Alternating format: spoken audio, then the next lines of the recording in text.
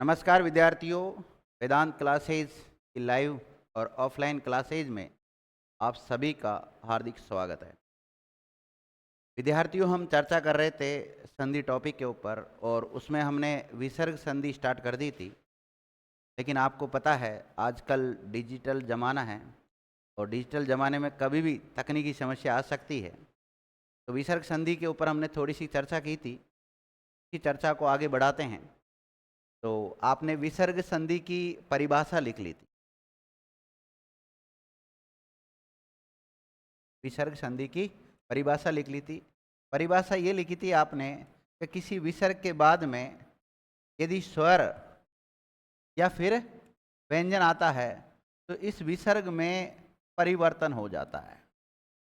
और अगर इस विसर्ग में परिवर्तन हो जाता है यानी कि विकार उत्पन्न हो जाता है तो इसे ही हम क्या कहते हैं? विसर्ग संधि कहते हैं। ये हमने लिख लिया था, इसको शॉर्ट में भी हमने लिख लिया था। और फिर कुछ बेसिक चीज़ें थी उनके बारे में हम लिख रहे थे, क्योंकि इसमें हमें सगोश की आवश्यकता पड़ेगी। तो नाद के आधार पर, किसके आधार पर? नाद के आधार पर वर्ण दो प्रकार के होते हैं। एक तो होते हैं अघोष। कैसे होते हैं? अघोष। और दूसरा कौन सा होता है? सघोष होता है। और सघोष को ही हम घोष कहते हैं। क्या कहते हैं? घोष कहते हैं। अघोष में देखो कौन कौन से वर्ण आते हैं।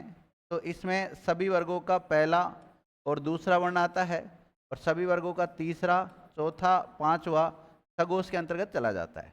इसके अलावा उस व्यंजन में चार व्यंजन आते हैं, तीन तो स आते हैं और एक ह आता है। तो तीनों स तो इसमें आ जाएंगे, तीनों स तो इस वाले में आ जाएंगे। और है किस में आ जाएगा? इसमें आ जाएगा। और जितने भी अंतस्थ वर्ण हैं यानी कि य र ल व है, य र ल व, ये सब किस में आ जाएंगे? सघोष के अंतर्गत आ जाएंगे। और इसके अलावा जितने भी स्वर है वो सारे किस में आ जाएंगे? सघोष में। और स्वरों की संख्या कितनी होती है? 11 होती है। इस प्रकार इनको अगर हम जोड़ते हैं तो ये 31 हो जाते हैं और इनको जोड़ते हैं तो कितने हो जाते हैं? 13 हो जाते हैं।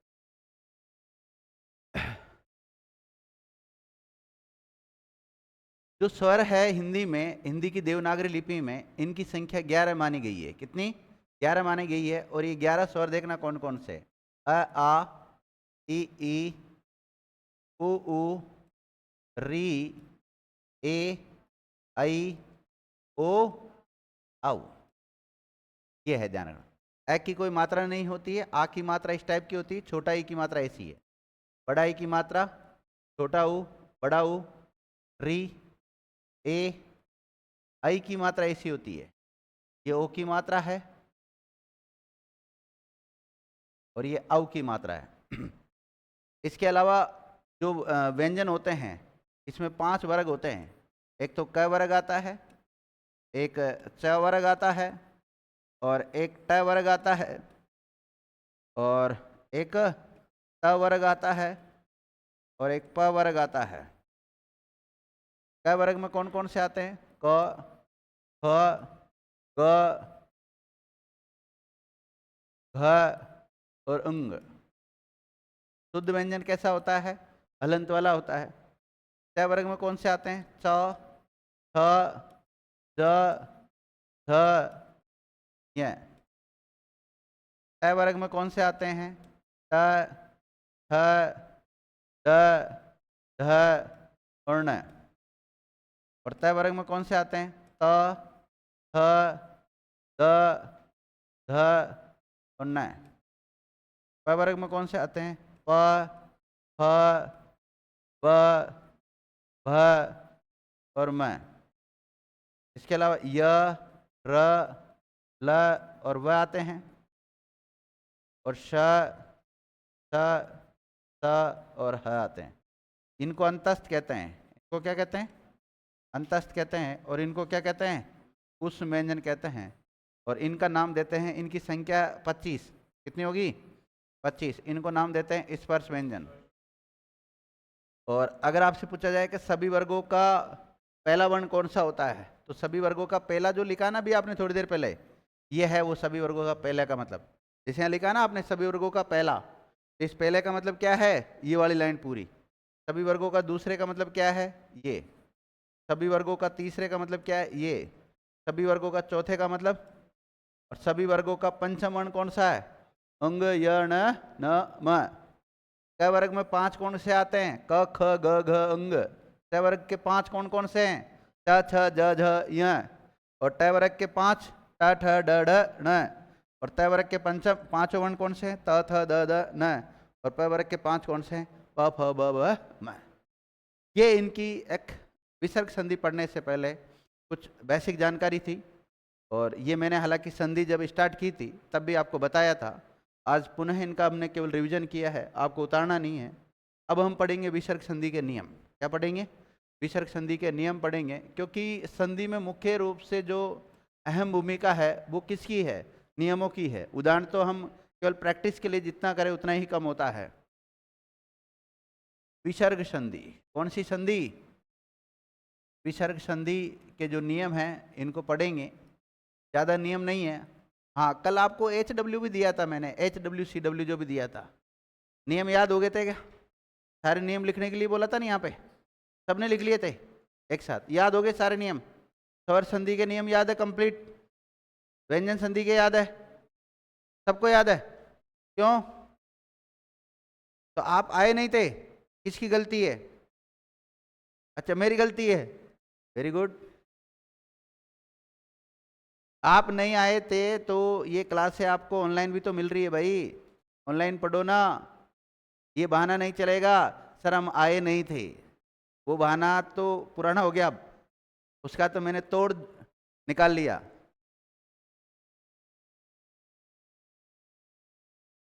चलो कोई नहीं।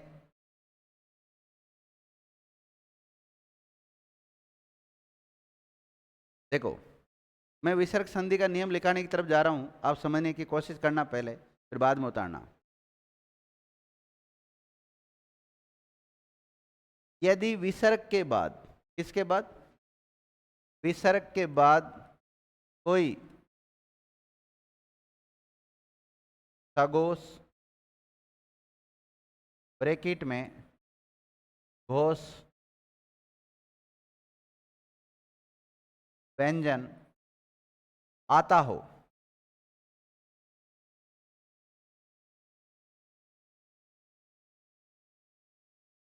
सगोश व्यंजन का मतलब क्या है, तीसरा चौथा पांचवा है और अंतस, मतलब ये नहीं आना चाहिए। क्या नहीं आना चाहिए, हालांकि स्वर सगोश में होते हैं, लेकिन हमने यहाँ पे अपने जो नियम है इस नियम में स्पष्ट लिखा है कि विसर्ग के बाद में सगोश व्यंजन आता हो।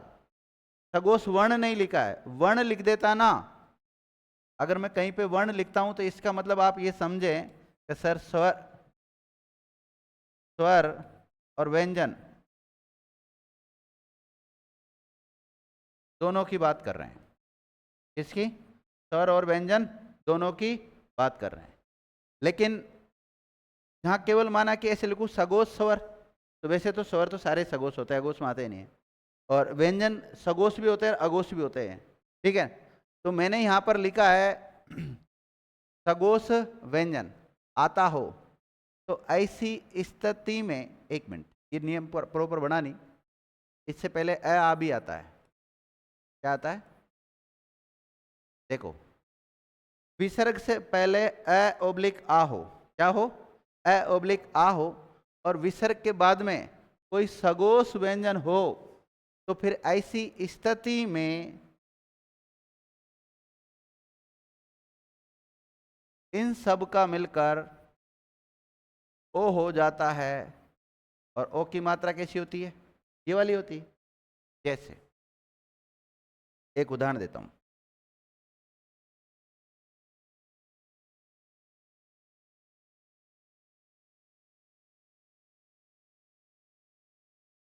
मन है, देखो विसर्ग को हम है की बात ही उच्चारित करते हैं, किसकी बात ही, है की बात ही उच्चारित करते हैं। तो मन है धन जय, मन है धन जय।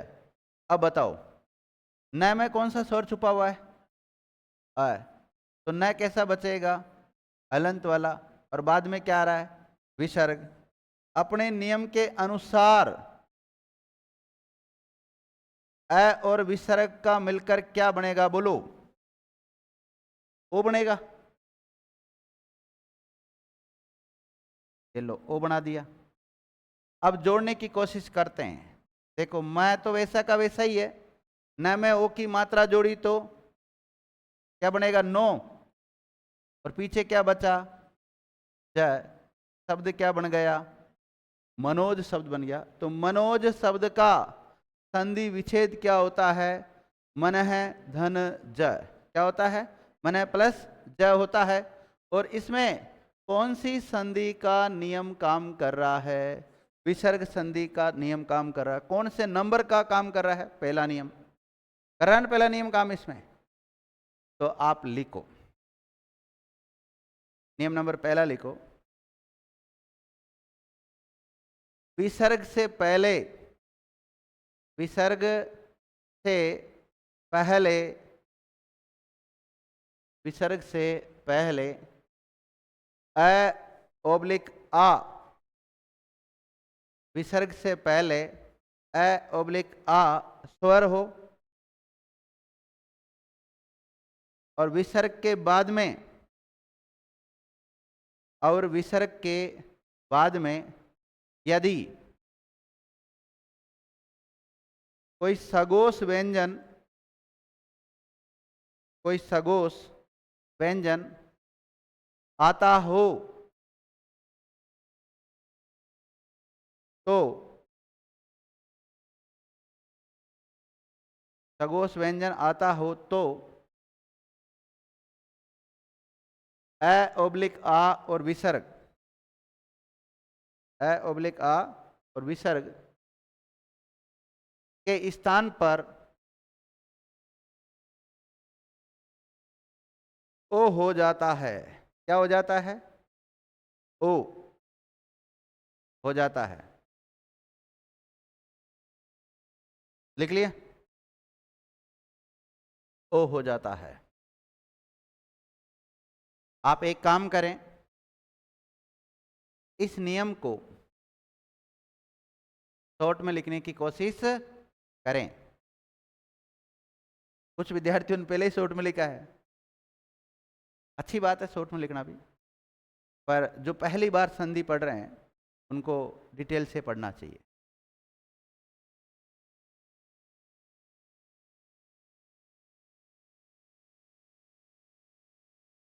और जिन्होंने शॉर्ट में लिख लिया वो इसका एक उदाहरण लिख ले, ये वाला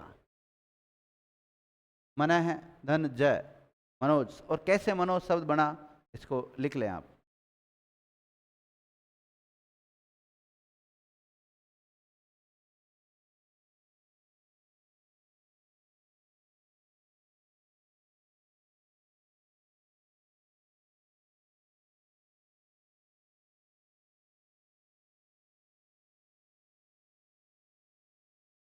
लिख लिया,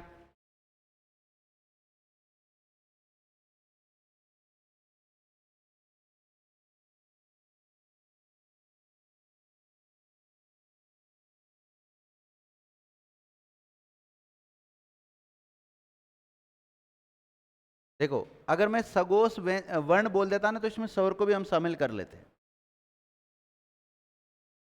3 नियम एक साथ लिखाऊंगा मैं, और 3 नियम एक साथ लिखाने के बाद में तीनों के उदाहरण एक साथ दूंगा, ठीक है ना।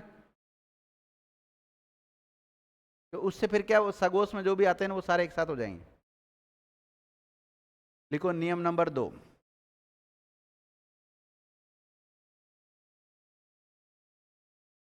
नियम नंबर 2,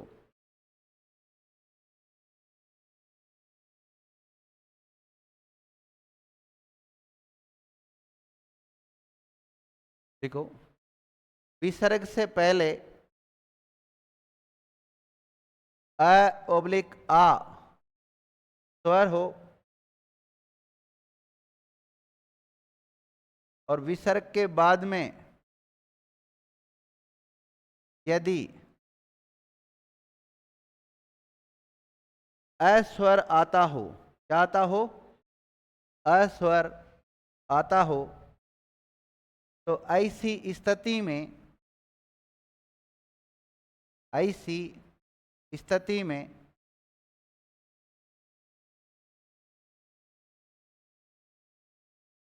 ओब्लिक आ और विसर्ग के स्थान पर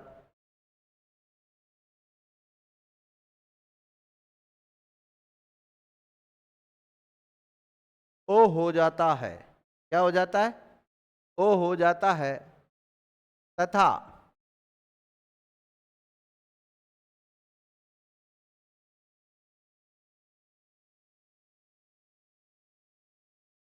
बाद वाले अस्वर का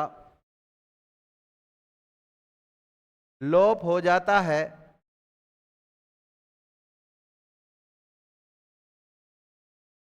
या बाद वाले ए के स्थान पर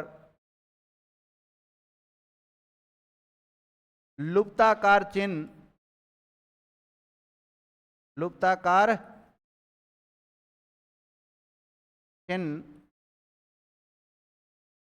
ब्रैकेट में अवग्रह चिन्ह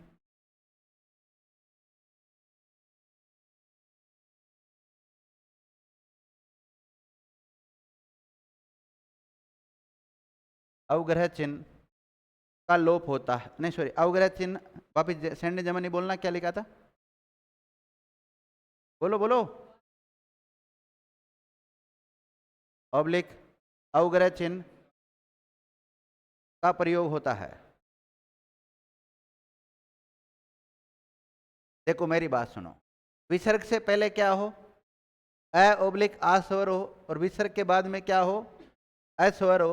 तो ऐसी स्थिति में आ और विसर्ग मिलके तो क्या हो जाएगा? ओ हो जाएगा। और अ के स्थान पे क्या हो जाएगा? या तो अ का लोप कर दो आप, और अ का लोप नहीं करते हो तो इसके स्थान पे क्या कर दो आप? एक लुप्ताकार चिन्ह बना दो। लुप्ताकार चिन्ह को ही हम बोलते हैं अवग्रह चिन्ह। आप एक काम करें, इसको शॉर्ट में लिख लें।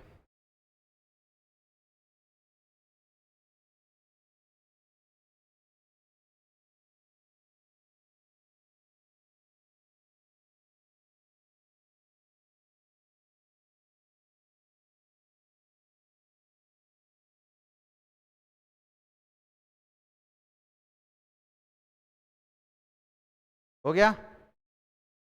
जल्दी लिखा करो।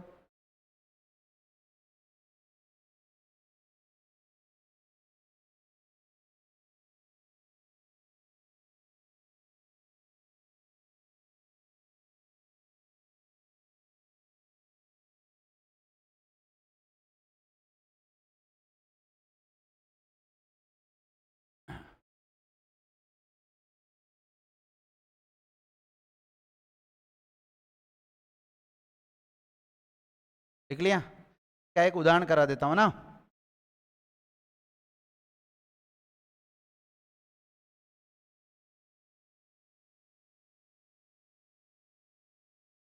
प्रियांशु के लिए क्वेश्चन है।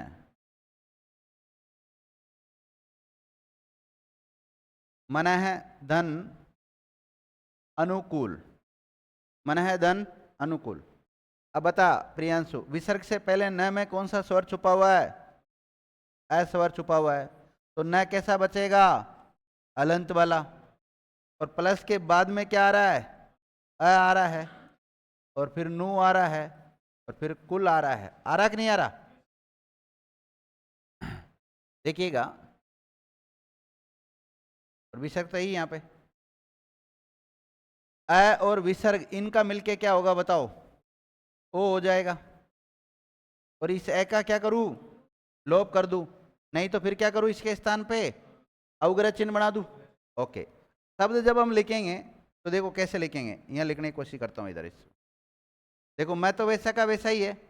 न में ओ की मात्रा जोड़ी तो मनो, और बाद में से हमने अ हटा दिया माना की, तो क्या बना?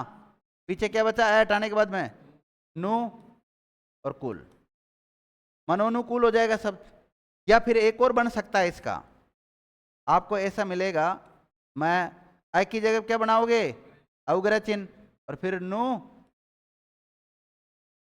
लेकिन इसके ऊपर ये सीरो रेखा नहीं खींचनी, ध्यान रखना। मनोनुकूल। तो ऐसा शब्द आपको कहीं पर भी देखने को मिले तो आंख बंद करके आप विसर्ग संधि कर देना। अब गोला गलत भरते हो, वो गलती किसकी होगी? वो तो आपकी गलती होगी ना भाई। नहीं, मेरी कोई गलती नहीं, मैं प्रैक्टिस करा सकता हूँ, टेस्ट ले सकता हूँ आप लोगों के। अच्छा, वैसे आंख बंद करके, हाँ ये तो बात सही है। खैर आपकी आंख बंद करने से तात्पर्य है कि आप पूर्णतः विश्वास के साथ उसको राइट कर सकते हैं। ठीक है ना, ये दूसरा नियम हो गया। अब तीसरा नियम और लिख लो, विसर्ग संधि का तीसरा नियम। देखो, बातें नहीं करने का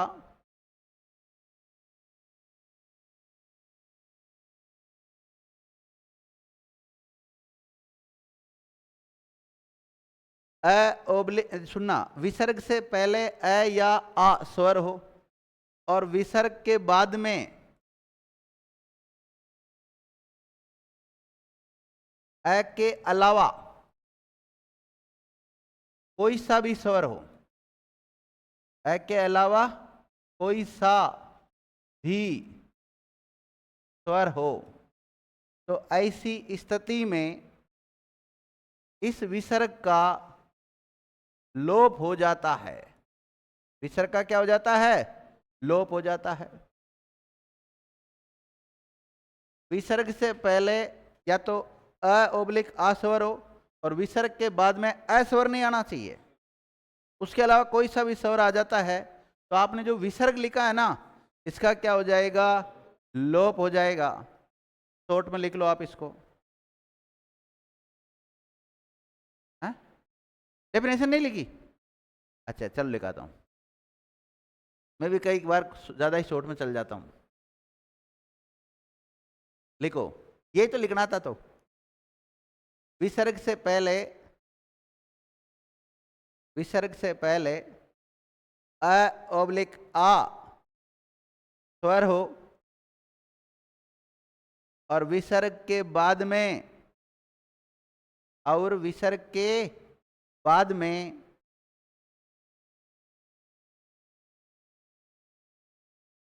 अ स्वर के अलावा, अ स्वर के अलावा कोई सा भी स्वर आता हो तो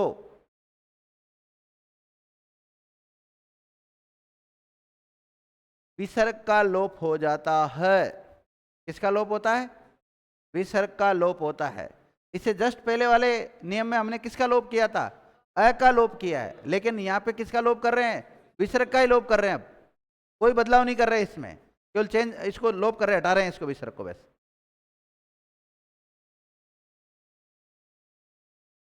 तो सबसे सरल तो यही होगा।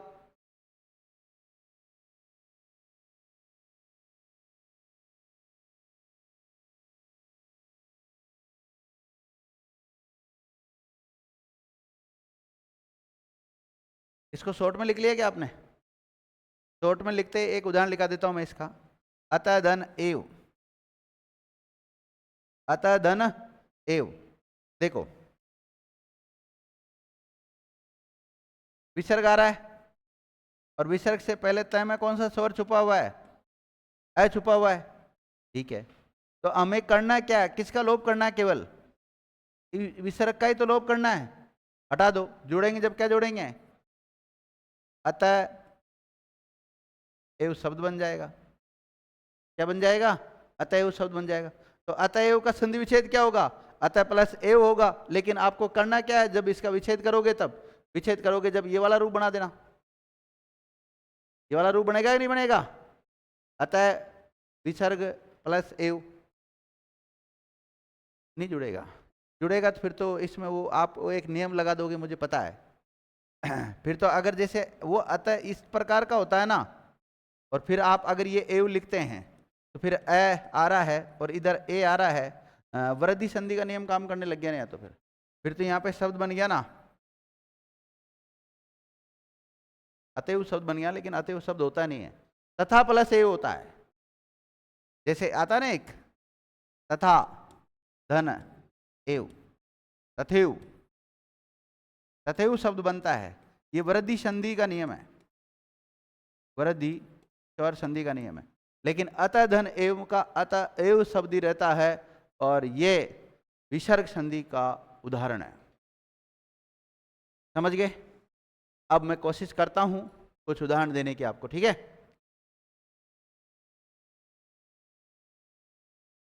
हाँ, नहीं जुड़ेगी। और थोड़ा सा ये भी देखना होता है कि कोई शब्द व्यवहार में कैसे प्रयोग होता है। व्यावहारिक दृष्टि से भी आपको उसकी नॉलेज होनी चाहिए, क्योंकि कई बार आगे हम जैसे प्रत्यय पढ़ेंगे, उपसर्ग पढ़ेंगे, तो वो नियम 100% लागू नहीं होते हैं, लेकिन सब तो जुड़ा है, सब तो प्रयोग हो रहा है आज। और आपको पता है कि पहले भाषा आती है, और भाषा को नियमों में बांधने के लिए ही व्याकरण की आवश्यकता पड़ती है। तो क्या हम सभी शब्दों को नियमों में बांध सकते हैं? नहीं बांध सकते। भाषा में तो प्रयोग होते हैं, आज भी कई शब्द ऐसे हैं जो भाषा में प्रयोग हो रहे हैं, लेकिन उनको व्याकरणिक दृष्टि से अभी तक बांधा नहीं गया है। स्वर में जोड़ते हैं तो फिर वो व्यंजन में आ जाते हैं, व्यंजन में जोड़ते हैं तो स्वर में चले जाते हैं, काफ़ी दिक्कतें आती हैं। मतलब तो जब भी ये कोई संगोष्ठी होती है, इनकी बैठक वगैरह होती है, तो उसमें ऐसे निर्णय लेने होते हैं, फिर लास्ट में जाके किसी न किसी में तो मानना पड़ेगा उसको। जैसे अंग और अह, तो ये तो अनुस्वार और विसर्ग है। क्या है? ये तो अनुस्वार और विसर्ग के साथ ही प्रयुक्त होते हैं, वैसे प्रयोग में आते ही नहीं अंग और अ का प्रयोग। लेकिन तो फिर इसको हम किस में माने? स्वर में माने, एक व्यंजन में माने? कुछ लोगों ने कहा स्वर में मानते हैं, और छोटे बच्चों को हम अंग है और अह पढ़ाते हैं, तो अ आ ई उसी में लास्ट में लिख देते हैं ना अंग है। इसी प्रकार ड और ड, उनको हम उसके साथ लिख देते हैं, ट वर्ग के साथ लिखते हैं। लिखते कि नहीं लिखते? आने वाले समय में इनमें भी चेंज हो सकता है। तो अभी तक तो जितना मतलब वैयाकरणों के द्वारा जितने भी नियम बनाए हिंदी के, वो नियम लगभग हमने पढ़ लिए हैं। और फिर भी जैसे छोटा मोटा तो देखो रहता ही है बार, 100% तो ना तो मैं हूँ, ना आप है, ना कोई अन्य है। 100% कोई भी नहीं होता है। पर मेरी कोशिश यही है कि आप लोगों का जो भी एग्ज़ाम आप दे रहे हैं, उसमें हिंदी में अच्छे से अच्छे नंबर आप लेके आ सको। इसलिए मैं बिल्कुल एक छोटे बच्चों को जैसे नोट्स लिखवाते हैं ना, वैसे लिखवाता हूँ। नहीं तो एक टीचर का काम केवल इतना ही होता है, केवल ये शॉर्ट में बनाया, 2 4 5 उदाहरण लिखाया, आगे बढ़ो, ऐसा होता है। मेरी कोशिश है कि कम से कम आप हिंदी पढ़ रहे हैं तो ऐसी हिंदी पढ़ें कि आपको अन्य स्रोत से पढ़ने की आवश्यकता ना पड़े। तो आपको पता है अपनी एक बुक भी आने वाली है अति शीघ्र मार्केट में। बुक आने के बाद तो फिर मान लेना उदाहरणों की कोई कमी नहीं रहने वाली है। इस बार जो बुक निकाली गई है वो 346 पेज में है। कितने पेज में है? 346 पेज मात्र। और इतने उदाहरण दिए हैं, खूब, बच्चा कितनी भी प्रैक्टिस कर सकता है।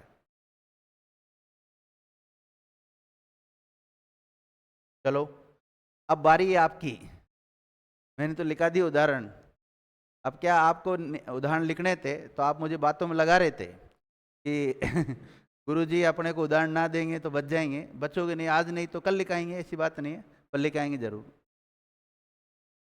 अब लिखो आप।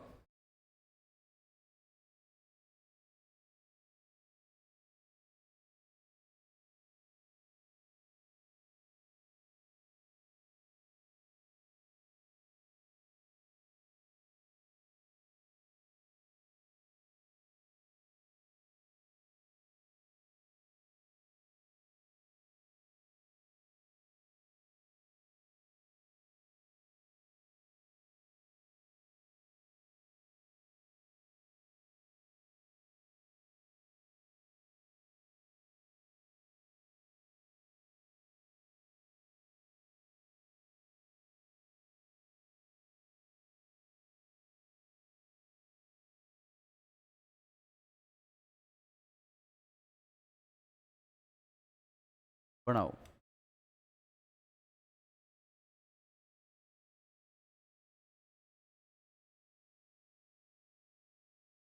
साइड में टू, तो इधर हट जाऊं।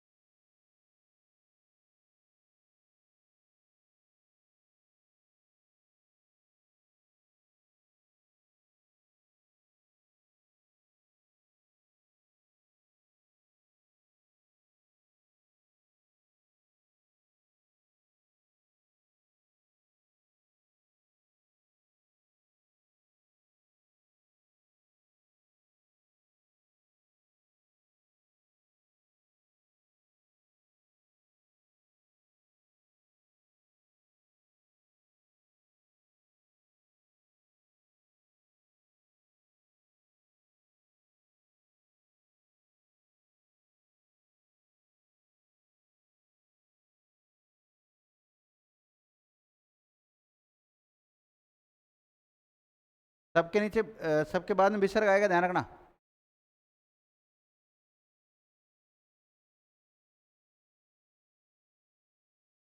प्रथम धन अध्याय।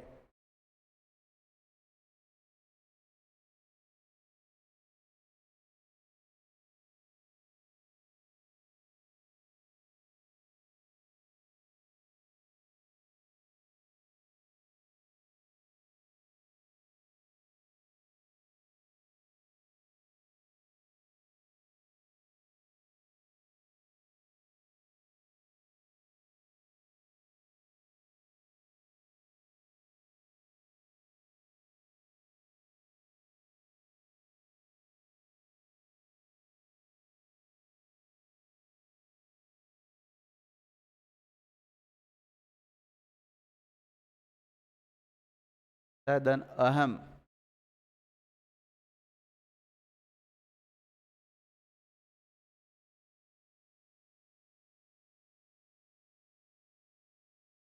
लिख लिया सबने यहां तक?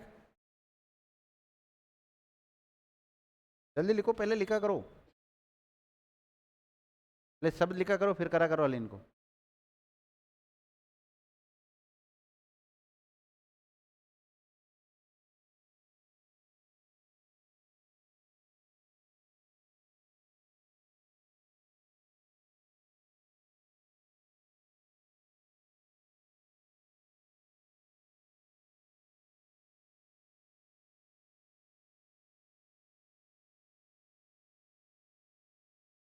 लिख लिया?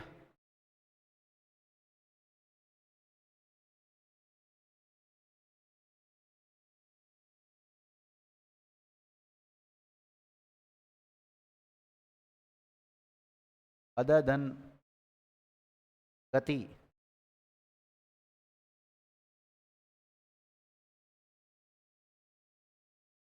अध धन गामी।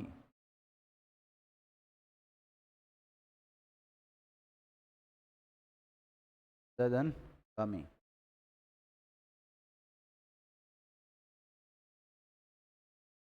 मन प्लस भावना। मन धन भावना।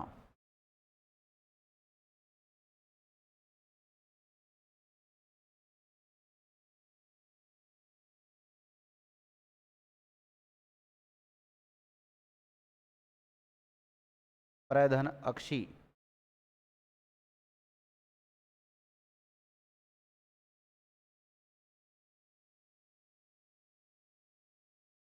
मन धन अनुसार।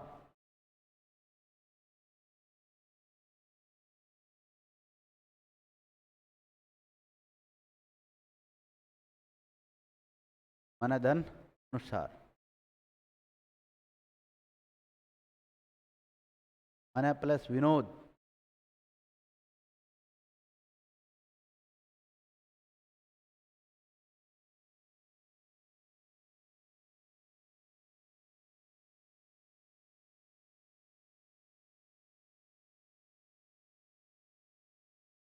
मन प्लस विज्ञान।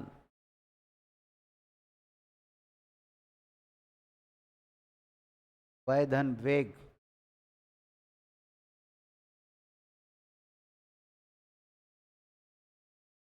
वय धन वेग। अध धन हस्ताक्षरकर्ता। लिख देता हूं।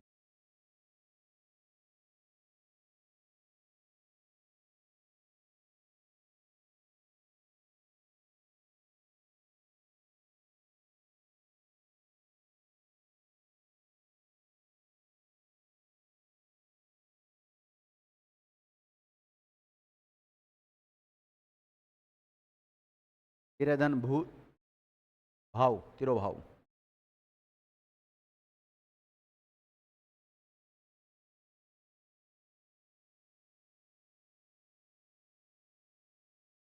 तिरधन भाव।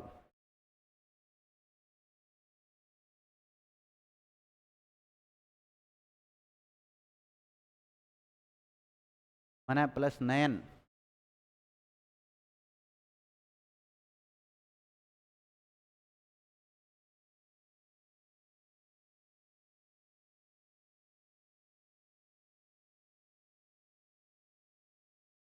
तेज प्लस बल, तेजो बल लिखा दिया था कि सब, तेज धन बल।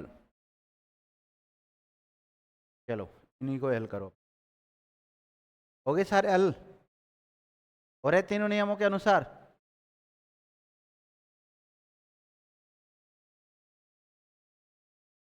पय धन आदि,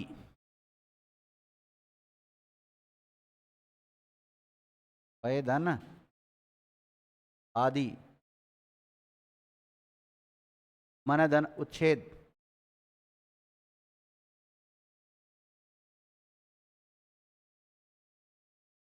मन धन उच्छेद,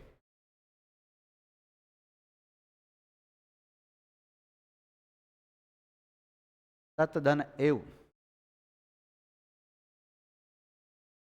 तथा धन एव,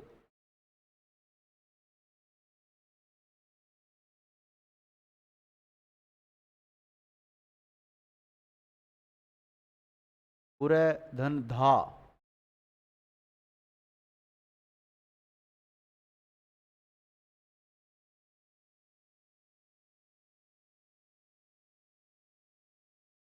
पूरे धन धा,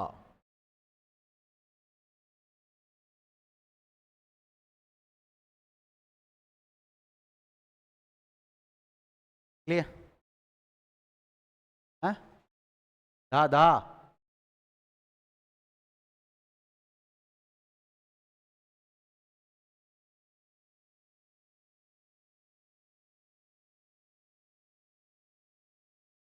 फिर धन रूह, क्या बनेगा? सिर के बाल, सिर और रूह बन जाएगा। पहला नियम काम कर रहा है। बना लिए सभी विद्यार्थियों ने?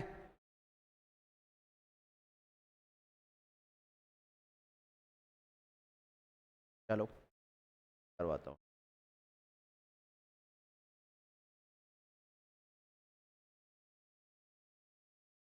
हाँ, इसका क्या बनाया? सधन अहम का, हाँ क्या?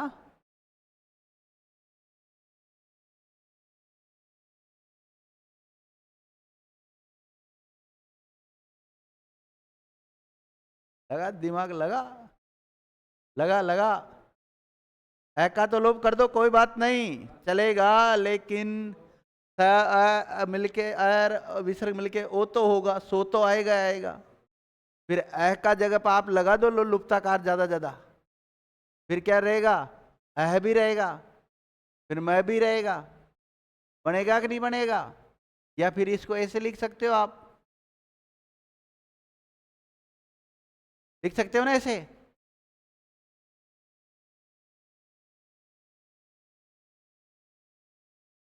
हाँ, इससे पहले विसर्ग में जो अ है इनका मिलके होगा, करके बताऊं?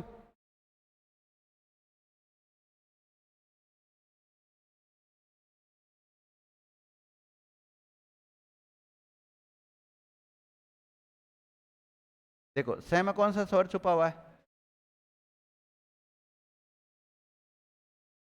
अ, फिर विसर्ग आ रहा है, दोनों मिला के क्या बनेगा बताओ? ओ, स में ओ जुड़ा तो सो। अब इस ए को या तो लोप कर दो आप, पीछे हैम बच जाएगा, और या फिर इसकी जगह क्या लगा दो आप? लुप्ताकार लगा दो।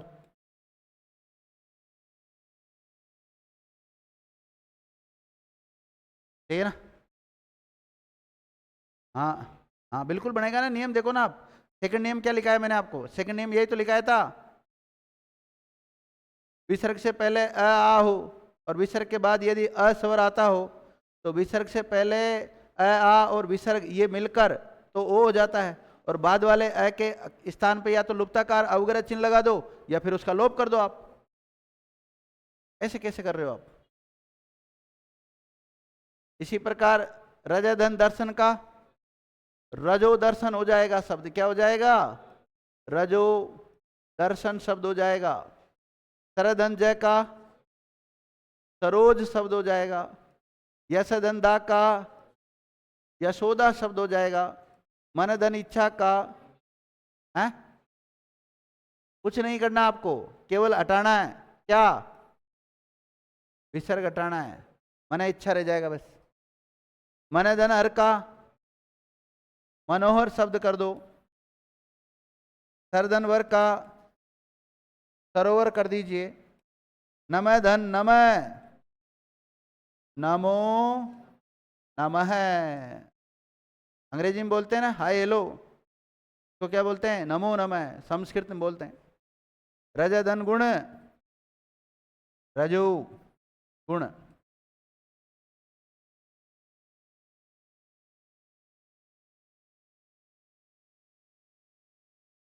इसका पूरे धन दा का पुरोधा।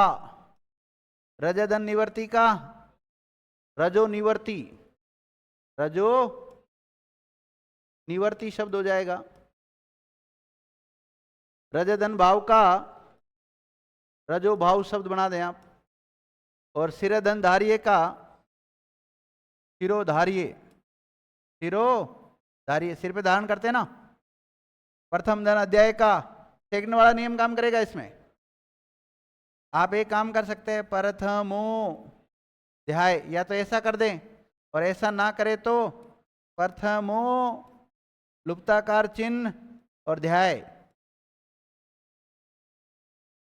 पयधन द का पयोद, पयोद का मतलब बादल। पयधन ज, पयोज, पय मतलब पानी, ज मतलब जन्म लेना, कमल का पर्यायवाची। पयधन धी है, पयोधी समुद्र का पर्यायवाची। पयोधर बादल का पर्यायवाची, और समुद्र का भी हो सकता है, पानी को धारण करके रखता है ना। ये तो हो गया। इसी प्रकार अधधन गति का अधोगति क्या हो जाता है? अधोगति हो जाएगा। अधधनगामी का अधोगामी शब्द हो जाएगा। मन धन भावना का मनो भावना शब्द हो जाएगा। परधन अक्षी का प्रोक्षी नहीं होगा, प्रोक्ष। अक्षी मतलब आंखें, पर मतलब जो सामने नहीं है। एक तो होता है प्रत्यक्ष, प्रत्यक्ष का विलोम शब्द क्या होता है? प्रोक्ष होता है। अप्रत्यक्ष को ही प्रोक्ष कहते हैं, तो यहाँ परोक्ष। और आपको पता है संधि समास में अक्षी का क्या हो जाता है? अक्ष हो जाता है। अधधन हस्ताक्षर कर्ता, अधो हस्ताक्षर कर्ता क्या हो जाएगा? अधो हस्ताक्षर कर्ता हो जाएगा। अधो हस्ताक्षर कर्ता, जैसे कोई ऑर्डर देते हैं ना, तो उसमें नीचे लिखते हैं अधो हस्ताक्षर कर्ता के आदेश से जारी किया है, मतलब नीचे जिसके साइन है ना उसने जारी किया है आदेश। आप कई भी लेटर वगैरह देखते होंगे। तिरधन भाव, तिरो भाव, पैदन आदि, ये तो वैसे का वैसे रहना, कुछ नहीं करना, बस विसर्ग घटा दो, पय आदि हो जाएगा। इसमें भी कुछ नहीं करना, विसर्ग घटा दो। मन धन अनुसार सेकंड नियम काम करेगा, मनोनुसार, या फिर लुप्ताकार लगा दो।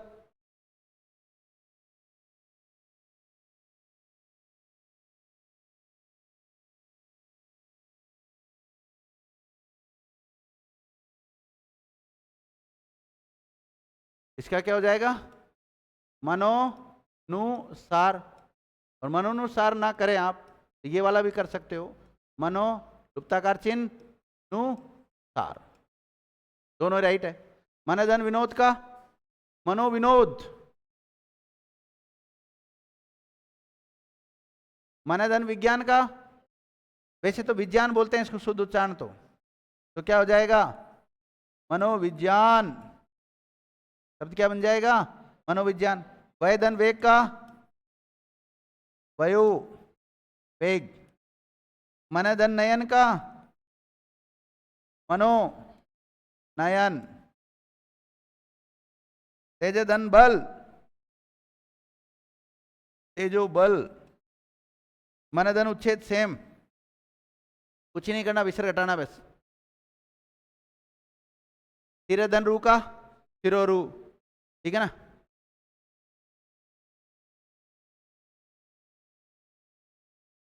हाँ जी। नहीं, कहाँ आ रहा है? बाद में क्या आ रहा है? हैं? कौन सा बताया था आपने? चलो अभी तो सर आगे फिर कल देखेंगे जो भी है।